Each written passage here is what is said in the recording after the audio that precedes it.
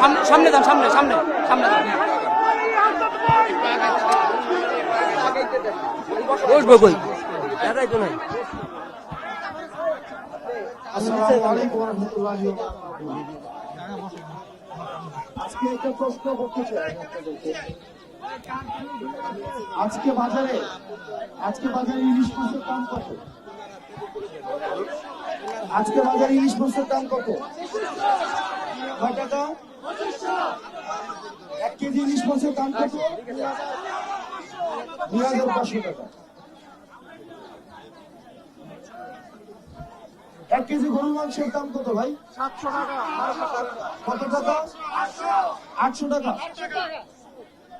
অত্যন্ত দুঃখজনক বিষয়, আমাদের দেশের শিক্ষকরা, মাধ্যমিক বিদ্যালয়ের শিক্ষক, ইবতেদায়ী মাদ্রাসার শিক্ষক, কলেজের শিক্ষক, মাদ্রাসার শিক্ষক, আপনারা যারা আছেন, বেশিরভাগ ক্ষেত্রেই দেখা যায় যখন আমরা চাকরি শুরু করি 12,500 টাকা বেতন দিয়ে অনেকে চাকরি শুরু করে। আমার পরিচিত একজন শিক্ষক আছেন, আজকে 32 বছর চাকরি করে, 32 বছর চাকরির পরে উনার বেতন হয়েছে 22,000 টাকা। 1 কেজি ইলিশ মাছের দাম হচ্ছে বর্তমানে 2800 টাকা। 31 বছর চাকরি করার পরে যেই বেতনটা হয়, সেই বেতনের 15% দিয়ে 1 কেজি ইলিশ মাছ কিনতে হয়। 30 বছর চাকরি করার পরে যেই বেতনটা হয়, এই বেতনের 20% বাড়ি ভাড়া দেওয়া হয় না।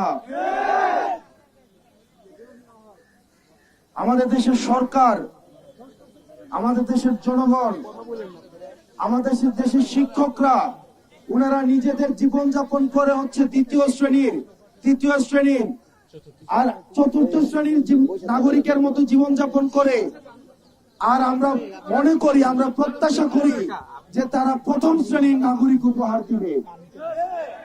প্রতিনিয়ত হীনমন্যতা নিয়ে আমি একদম যে কথাগুলো মানুষ বলতে চায় না, এই শিক্ষক সমাজের যারা আছেন, ফজর নামাজের পরে তারা মাথা নত করে বাসায় চলে আসতে হয়, বুক ফুলিয়ে বড় মাছটা কেনার জন্য কখনোই বাজারে যেতে পারে না।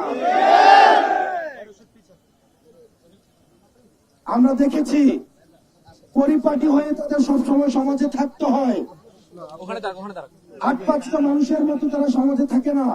কারণ শিক্ষকরা হচ্ছে সমাজে উদাহরণস্বরূপ, তাদেরকে উদাহরণ দেওয়া হয়, কিন্তু তাদের বেতন হচ্ছে মাস শেষে 15,000 টাকা, 16,000 টাকা, 18,000 টাকা, 20,000 টাকা। তাদের থেকে সমাজ প্রত্যাশা করে, তারা যদি একটা বিয়েতে যায়, সমাজে প্রত্যাশা করে তারা 5,000 টাকা দিবে। তারা একটা মাহফিলে তাদেরকে সভাপতি বানিয়ে বসে থাকে, কবরস্থান ঈদগাতে তাদের থেকে প্রত্যাশা করে, কিন্তু তাদের ঘরে দিন শেষে, মাস শেষে বেতন হচ্ছে আবার 15,000 টাকা, 12,500 টাকা। বলেন বাংলাদেশের কোন জায়গায়, বাংলাদেশের কোন বাজারে, কোন বাজার আছে বাংলাদেশে যেখানে 12,500 টাকা দিয়ে 10টা বাজারের খরচ হয়? মাসের শেষ 10 দিন পরিপাটি ফিটফাট, কিন্তু সব সময় ছোট মন নিয়ে মাসের 10 দিন চলতে হয় শিক্ষকদেরকে। মাসের 20 তারিখের পর থেকে পরবর্তী প্রত্যেকটা দিন একদিন করে 30 তারিখ পর্যন্ত বেতনের জন্য অপেক্ষা করতে হয়। একটা তৃতীয় শ্রেণীর, চতুর্থ শ্রেণীর, দ্বিতীয় শ্রেণীর নাগরিক কখনোই প্রথম শ্রেণীর নাগরিক করে তুলতে পারে না। প্রিয় শিক্ষক সমাজ, আমরা যদি বিদেশে দেখি, সবচেয়ে গুরুত্বপূর্ণ সেক্টর হচ্ছে শিক্ষা খাত। আর আমরা দেখি বাংলাদেশে সবার খাওয়া দাওয়া শেষ করে যদি কিছু বাকি থাকে, তাহলে সেটা হচ্ছে শিক্ষক সমাজের জন্য বরাদ্দ। আপনি শিক্ষকের জন্য গ্রামের ভাষায় কথা বলে, তেল ছাড়া মাছটা হইতে হবে একদম কি, আমাদের তেল দিবেন না কিন্তু মচমচে মাছ ভাজা লাগবে। শিক্ষকের বেতন দিবেন না কিন্তু পড়া হইতে হবে ইন্টারন্যাশনাল মানের। বেতন দিবেন হচ্ছে সবচেয়ে খারাপ, কিন্তু পড়াশোনা আপনি প্রত্যাশা করবেন ইন্টারন্যাশনাল মানের। ডিজাইন, এলিগেন্স, বিউটি, সেরা পণ্য সবার জন্য জেভিকো। এই রাষ্ট্রীয় প্রহসন স্বাধীনতার পর থেকে ৭১-এর পর থেকে এই রাষ্ট্রীয় প্রহসন এটা অব্যাহত রয়েছে, কিন্তু জনাব নাহিদ ইসলাম এই শহীদ মিনারের প্রাঙ্গণ থেকে এক দফা ঘোষণা দিয়ে পুরান রাষ্ট্রীয় বন্দোবস্তের পতনের ডাক দিয়েছে। তারপর থেকে পুরাতন রাষ্ট্রীয় বন্দোবস্তে এই রাষ্ট্র চলতে পারে না, শিক্ষকদের সাথে অবহেলা করা চলতে পারে না। আমাদের শিক্ষকদেরকে দ্বিতীয় শ্রেণীর, তৃতীয় শ্রেণীর, চতুর্থ শ্রেণীর নাগরিকের যে জীবন, সেই জীবন মান নিয়ে আর তাদেরকে চলতে দেওয়া হতে পারে না। আমি যদি তাদেরকে প্রথম শ্রেণীর নাগরিক না বানাইতে পারি, তাদের থেকে কিভাবে প্রত্যাশা করব তারা প্রথম শ্রেণীর নাগরিক তারা জাতিকে উপহার দেবে? সেজন্য এই সরকারের কাছে আমাদের প্রত্যাশা ছিল এই অন্তর্বর্তীকালীন সরকার পুরনো সরকারের পথে হাঁটবে না, বরং এই অন্তর্বর্তীকালীন সরকার হবে একটা শিক্ষা বান্ধব সরকার। কিন্তু আমরা দেখলাম এই অন্তর্বর্তীকালীন সরকারের শিক্ষা উপদেষ্টা হয়েছে প্রমোশন বান্ধব সরকার। এই সরকারের রুটিন অ্যাক্টিভিটি হচ্ছে পোস্টিং দেওয়া। কাদেরকে পোস্টিং দেওয়া? ভালো ভালো পুরনো ফ্যাসিস্ট আমলে যাদেরকে দেখেছি হাসিনার জন্য রাস্তায় এসে স্লোগান দিয়েছে, ঢাকা শহরে ভালো ভালো পোস্টিং এ তাদেরকে আবার অর্থের বিনিময়ে পদায়ন অব্যাহত রয়েছে। এই অন্তর্বর্তীকালীন সরকারের কাছে আহ্বান জানাবো, আপনি যে মন্ত্রণালয়ে যে বাদাম খান প্রত্যেক দিন, যে ফল ফ্রুট খান প্রত্যেক দিন, সেই বেতনটাও তারা বাড়ি ভাড়া হিসাবে চায় নাই। ধরে নিচ্ছি ১২,৫০০ টাকা বেতন, এটার ২০% কয় টাকা আসে? ২৫০০ টাকা। আমি চ্যালেঞ্জ দিতেছি সাংবাদিক ভাইদেরকে, ঢাকা শহরের কোন একটা জায়গায় ২৫০০ টাকা দিয়ে আমাকে একটা বাসা ভাড়া নিয়ে দেখান, দিয়ে দেখান। মফস্বলেও কোন জায়গায় ২৫০০ টাকার বাসা ভাড়া হয় না। আপনার ৫০০ টাকা দিয়ে একবেলা নাস্তা করলে এখন ১০০ টাকা লাগে, সকালের নাস্তাটা করলে ১৫০ টাকা লাগে, এক কাপ চায়ের দাম এখন ১০ টাকা। আপনার দ্রব্যমূল্যের যে পরিস্থিতি, যে ঊর্ধ্বগতি, সেটির একটা আপনি শিক্ষক থেকে সবচেয়ে যেটা দুঃখজনক, একটা শিক্ষক সমাজে 10টা মানুষ নিয়ে চলতে হয়। একটা শিক্ষক কোন রাজনৈতিক বক্তব্য না, বাস্তবতা। আপনি যেই দলেরই শিক্ষক হন না কেন, সমাজের 10টা মানুষকে আপনাদেরকে চলতে হয়, 10টা প্রোগ্রামে যাইতে হয়, সামাজিকতা রক্ষা করতে হয়, উৎসব অনুষ্ঠানে যাইতে হয়, বিভিন্ন জায়গায় বক্তব্য দিতে হয়। একটা বিয়ে হইলে সেখানে একটা শিক্ষককে রাখে, তাকে সম্মান দেয়, তাকেও সেই সম্মানটা আবার ফিরে দিতে হয়। আপনি একটা শিক্ষককে প্রতি পদে পদে এই নীরব ভাবে অপদস্থ করে যাচ্ছেন। আপনি তাকে টাকা দিচ্ছেন না, অর্থ দিচ্ছেন না, বেতন দিচ্ছেন না, কিন্তু তাকে হচ্ছে একটা কথা আছে, এই অর্থ ছাড়া এই সম্মান অনেক অসহনীয়। তার চেয়ে ভালো ছিল এটা অসম্মান। পকেটে নেই টাকা, কিন্তু মানুষ হচ্ছে সম্মান আর সম্মান চারিদিকে। এই সম্মান এমন অসুস্থি হয় যে নামাজের পরে সুন্নত নামাজ না পড়ে তাড়াতাড়ি বাসায় চলে আসে। প্রিয় ইন্টারিম গভর্নমেন্ট, এই সরকার আমরা বিশ্বাস করি এই রাস্তার মধ্যে শিক্ষকদেরকে যেভাবে পিটানো হয়েছে, এটা কোন সভ্য রাষ্ট্রীয় চরিত্র হতে পারে না। এটা কোন সভ্য রাষ্ট্রীয় চরিত্র হতে পারে না। অনীতি বিলম্বে এই হীন কাজের জন্য তাদেরকে ক্ষমা চাইতে হবে।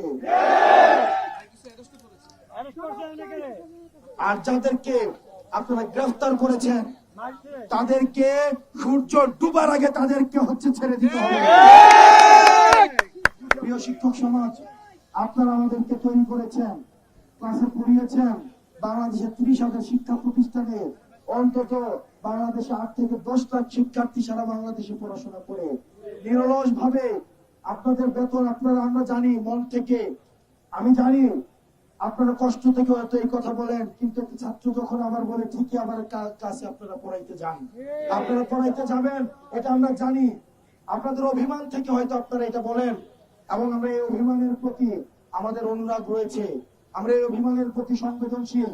কিন্তু কোন শিক্ষককে আপনি দেখবেন না, আমরা দেখেছি প্রশাসনে কিভাবে সিন্ডিকেট তৈরি করা হয়েছে, প্রশাসনের প্রমোশনের জন্য যেভাবে প্রশাসনে আমরা দেখেছি এই সরকারের সময়ে যেভাবে সিন্ডিকেট করে প্রমোশন করা হয়েছে। আমরা কখনোই এই শিক্ষকদেরকে গলা চেপে ধরতে দেখি নাই রাষ্ট্রের। আমরা তাদের এই অ্যাক্টিভিটির প্রতি আমরা সম্মান জানাইয়া রাষ্ট্রের কাছে আমরা অনুরোধ করতে চাই, আপনারা দ্রুততম সময়ের মধ্যে বাড়ি ভাড়া 20% করতে অবশ্যই হবে। 20% বাড়ি ভাড়া দিতে হবে, 20% বাড়ি ভাড়া দিতে হবে, 15 টাকা মেডিকেল ভাতা দিতে হবে। দ্বিতীয়ত দেখেন, আপনারা 1500 টাকা চিকিৎসা, মেডিকেল ভাতা 1500 টাকা। আপনি যদি একটা আমি বলতেছি আপনাদের চাওয়াটা কত কম। কম হয়ে গেছে। রিপোর্টটা দেখাইতে গেলে 1500 টাকা ভিজিট লাগে, রিপোর্টটা দেখাইতে গেলে 1500 টাকা ভিজিট দিতে হয়। পরীক্ষা বাংলাদেশের কোন হসপিটালে 1500 টাকা দিয়ে চিকিৎসা হয় না। আমরা দেখি উপদেষ্টাদের, বিশেষ করে দেখেন স্বাস্থ্য উপদেষ্টা আমরা বানাইছি দেশের স্বাস্থ্য সংস্কার করার জন্য, কিন্তু মজার বিষয়টা দেখেন, উনি যখন অসুস্থ হয় উনি চিকিৎসা দিতে উনি চিকিৎসা, এর থেকে লজ্জার কি আছে? উচিত ছিল আমার জনগণ যতক্ষণ না পর্যন্ত সে চিকিৎসা পাচ্ছে, আমার জনগণ যে চিকিৎসা ব্যবস্থায় চিকিৎসা নিচ্ছে, আমি যেহেতু এই চিকিৎসার দায়িত্বে রয়েছি, আমি অবশ্যই ওই চিকিৎসা কার্যক্রমের আমি নিজে অংশ হব। কিন্তু আমরা দেখলাম নির্লজ্জার মতো তারা সিঙ্গাপুরে চিকিৎসা নিতে যায়, নির্লজ্জার মতো তারা বিদেশে চিকিৎসা কাজ করাইতে যায়। তাদেরকে 1500 টাকা দিয়ে বাধ্য করেন। সরকারি চাকরিজীবী যারা যারা রয়েছে, ফার্স্ট ক্লাস চাকরি করে যারা মন্ত্রী রয়েছে, তাদের জন্য নিয়ম করে দেন, তারা বিদেশি চিকিৎসা নিতে চাইতে পারবে না, তারা সরকারি হসপিটালে চিকিৎসা নিতে হবে।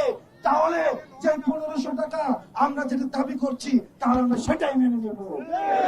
আর যদি আপনি চিকিৎসা ব্যবস্থার উন্নতি করবেন না, নিজে যাবেন বিদেশে চিকিৎসা নিতে, নিজে যাবেন আমেরিকাতে রুটিন বডি চেক আপ করাইতে, নিজে যাবেন সিঙ্গাপুরে বডি চেক আপ করাইতে, আর আমাকে দিবেন 500 টাকা, এই রাষ্ট্রীয় মুনাফিকে আমরা মেনে নিব না।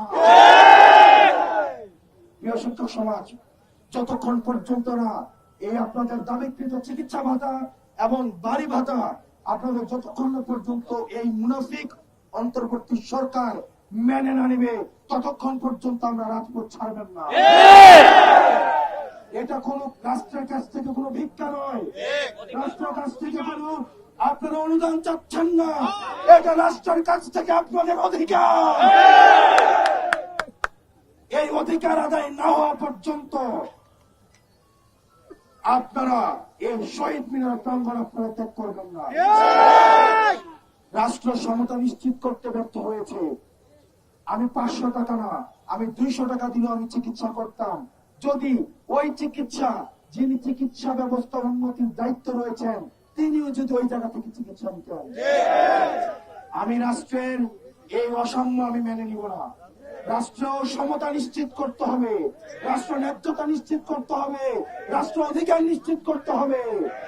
প্রিয় শিক্ষক সমাজ, জাতীয় নাগরিক পার্টির পক্ষ থেকে আমরা ব্যর্থ কণ্ঠে আপনাদের দাবির সাথে আমরা সমর্থন জ্ঞাপন করছি, এবং যত ধরনের আপনাদেরকে সহায়তা করা যায় আমাদের জায়গা থেকে আপনাদের এই নৈতিক দাবির প্রতি দাবি পূরণ হওয়া পর্যন্ত আমরা উৎসব ভাতায় যেভাবে আপনাদেরকে সহায়তা করেছি, ঠিক একইভাবে আপনাদের এই নৈতিক দাবি পূরণ না হওয়া পর্যন্ত আমরা আপনাদের প্রতি আমাদের সমর্থন অব্যাহত থাকবে।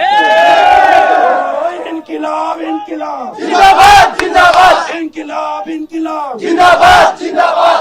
আমাদের আহ্বায়ক জনাব নাহিদ ইসলাম এবং সদস্য সচিব আক্তার হোসেন আপনাদের দাবির প্রতি একাত্মতা ঘোষণা করেছেন, এবং আপনাদের প্রতি পূর্ণ সমর্থন জ্ঞাপন করেছেন এবং আজকের যেই হামলা হয়েছে শিক্ষক সমাজের প্রতি সেটির তারা নিন্দা জ্ঞাপন করেছেন এবং তারা জানিয়েছেন যে কোনো ধরনের সহায়তায় তারা সবার আগে আপনাদের পাশে থাকবেন।